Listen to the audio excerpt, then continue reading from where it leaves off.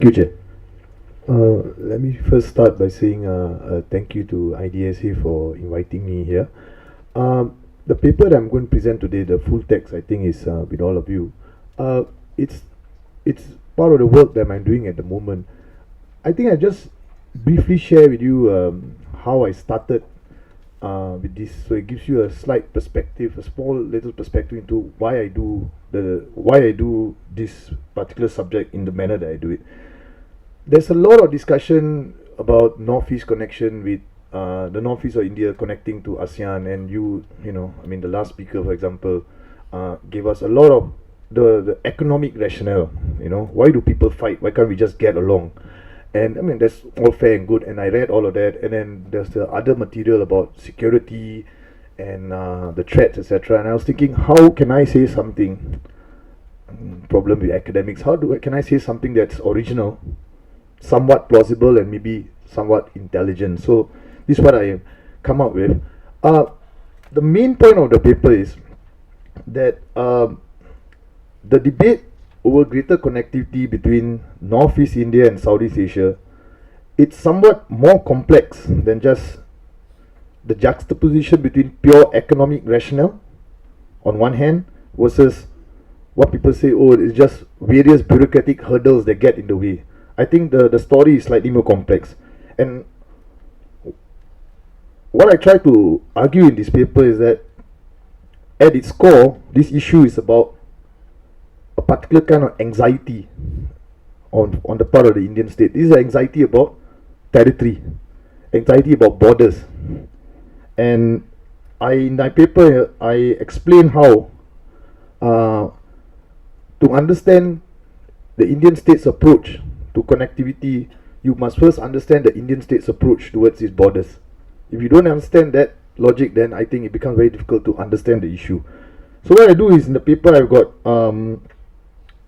3 sections and a conclusion.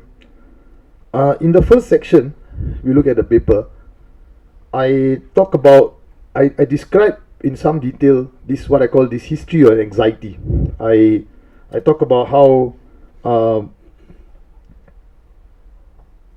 from even before India becomes an independent state, this history anxiety starts. And very, very critical points throughout its political history, this issue of borders becomes very intrinsic to national identity, what it means to be India, and how it relates to people or other states around it. The second part of the paper talks about how India's northeast has been very significantly implicated in India's relations with 3 key neighbors: China, Myanmar, and Bangladesh. So I sort of trace from 47 onwards the different kinds of episodes that happen with relation to these 3 countries in relation to India's northeast. The third section then looks at post 1990 and looks at the developments post 1990, and then starts to try to chart the place of the northeast in India's look-east policy. Let me just quickly start with the first section. I don't want to bore people here because much of this material I think is known to people, but my main point in this section is that there are 2 significant events that happened in India that shaped how Indian political elites look at the notion of territory, especially land borders. The first, of course, is partition, and I don't have to go on about it, but the main point, of course, I think is that from a very early stage for Indian political elites, the notion of territory becomes very important in relation to who you are and what you can do, right? So that's one. The second major episode I talk about in the paper is, of course, the East Pakistan crisis. Once again, the notion of territory becomes very important. How vast numbers of refugees cross the border, how the border then becomes, in a sense, blurred, and that creates certain problems for how Indian political elites view what was happening. The second part of the paper then talks about India's northeast and how India's northeast gets implicated in India's relations with its neighbors. I start with Myanmar. In 1947, India and Myanmar shared India and Myanmar share a 1,673 kilometer land border. And of course, from that point onwards, until now, there were two kinds of movements: insurgents and refugees. Both, in different ways, created a range of issues for Indian political elites. Insurgents who used Myanmar as safe havens, insurgents who used Myanmar as a place to receive funding, training, and there's been a lot of other work on how India and Myanmar had different phases of relationship, but there's a constant has been this movement, and how this movement then impacts how Indian political elites look at borders, for example. The second country I talk about is Bangladesh. Again, in a sense, it's similar to Myanmar. Two kinds of movements: insurgents and refugees. More recently, there's a third factor being added to it: the spectre of Islamic terrorism, the movement of people who share a particular ideology, who want to create a particular kind of state in India, and how they move across that border. The last section, the last country I talk about in this section is China. Of course, I don't have to detail to this crowd the 1962 war, but what I try to talk about in this section is how, again, it created a very deep sense of unease among Indian political elites. Borders, the sanctity of borders, what that means for policy making, how do you relate to other people. And now in this section, I detail how in the 60s, Chinese support for Naga insurgents, Chinese support for the MNF, and how the building of underground tunnels between Yunnan and India's northeast, all these things very literally, especially the tunnels, brought home the point about how the borders always needed to be protected. The third section then looks at India's Look-East policy and India's northeast. India's northeast only featured in India's Look-East policy in the early 2000s. Before that, the northeast wasn't part of India's Look-East policy. By, I think, about 2004, there was a notion developing within India that India's Look-East policy should include physical connectivity between India and Southeast Asia, and then maybe to the wider Asia Pacific region.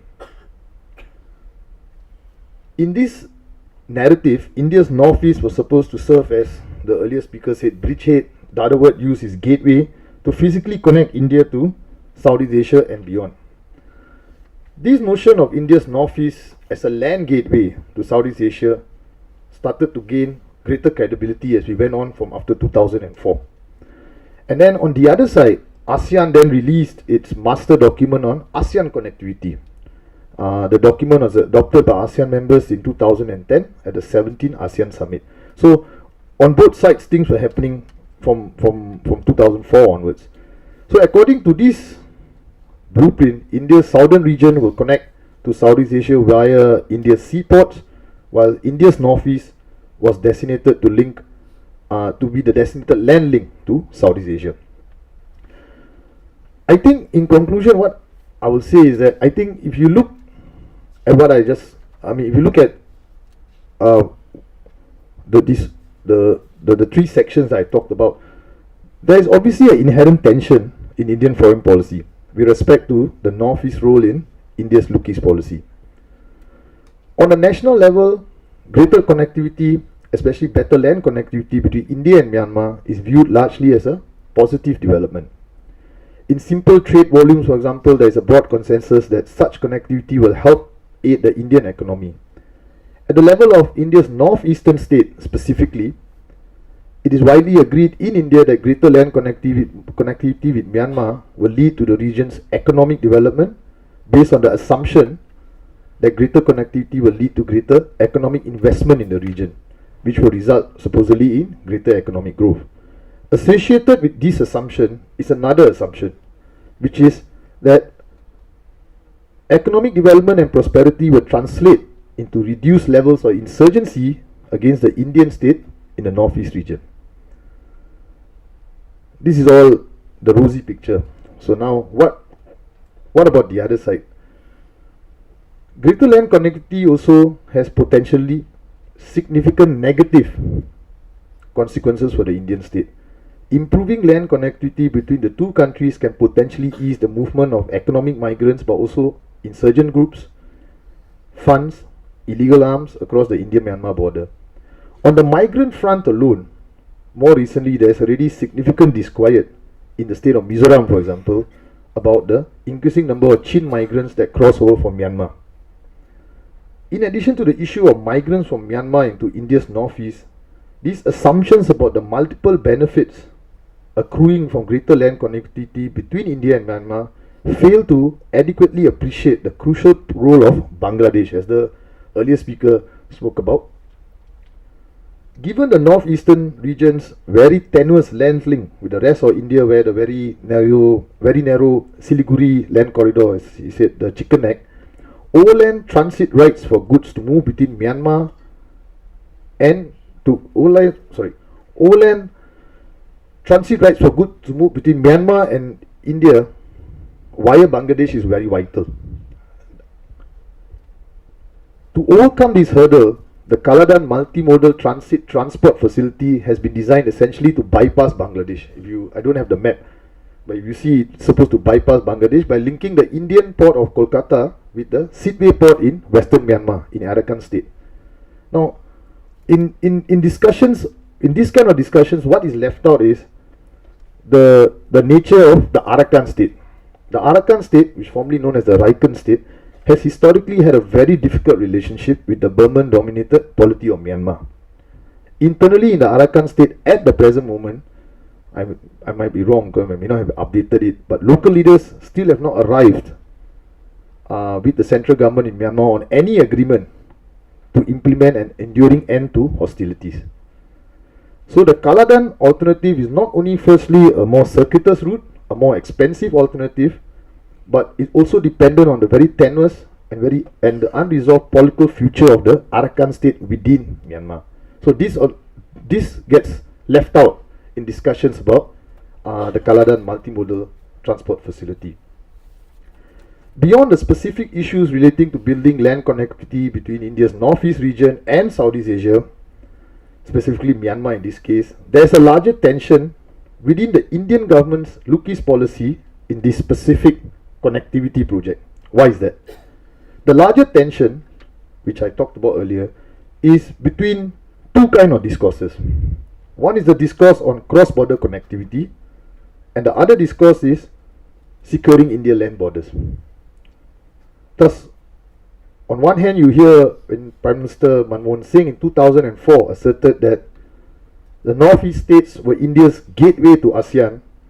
In 2007, on a delegation led by then India's External Affairs Minister Pranab Mukherjee to Myanmar, both sides discussed the manner in which their common border will be more closely policed. In fact, they also discussed fencing as one possible option for the India-Myanmar border.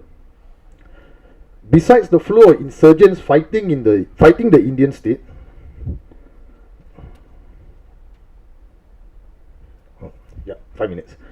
Besides the flow of insurgents fighting the Indian state, securitizing the India's border with Myanmar has been based on the unofficial and illegal flow of trade, arms, narcotics. This tension between the border serving as a gateway or a boundary is recognizable at two levels. The first is the tension between the central state, Indian state, and the specific northeast states. That's one level of tension. I think the earlier speaker spoke about the Stilwell Road, the Lido Road. And the second level of tension is between the different agencies in the Indian state itself. So the one level is between the central government and the northeast states. The second tension is between the different agencies of the Indian state. So on one hand, India's MEA constantly espouses the benefits of connectivity. On the other hand, India's intelligence agency sees open borders as a major threat to the Indian state. In conclusion, I will just say that until and unless, firstly, you understand this tension, and the only way to understand this tension is to understand the Indian state's perception of what its borders are supposed to do. Are borders supposed to connect, or are borders supposed to keep yourself in? And this is a very important debate that goes to the heart of, I think, what it means to be India. Thank you very much.